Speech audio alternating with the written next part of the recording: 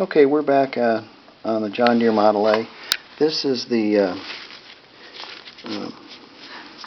that big gear right there, primary gear, whatever gear that runs off of the clutch. This is the bearing that supports it, and it goes right there. If you look, I got a new bearing in there. It's a sealed bearing, but it should work just fabulously. Here's the number. It was $14. It's Japanese. Here's one I bought online from a used John Deere that's questionable. It's got a lot of play in it.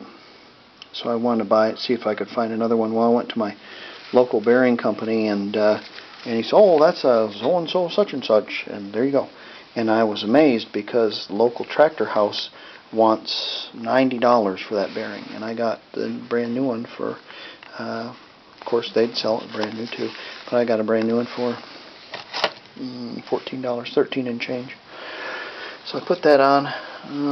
Remember we had a weld spot there, so on the inside of this case, before I put it on, cleaned it up really good, and I put some gas tank sealant on it so it wouldn't leak. And when I put it all back together, I put it back together with some Mega Gray.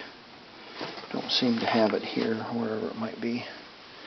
Just some sealant. I used the old gasket, cleaned it all up. I bought a new gasket for this, but it's not the correct one. So I made my own gasket out of some gasket material, so I'll be putting that together next.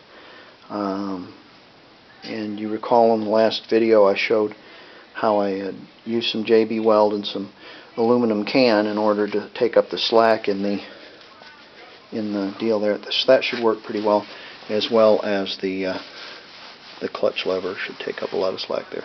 I'm going to put my clutch back on here, and it should be wonderful. Everything should work just fine. I got to put my cover on there as well. I'm really pleased about getting that bearing because that's a expensive piece, and the bearing was completely missing. That's why it took out that cover, I think. So, okay, little at a time, little at a time. Okay.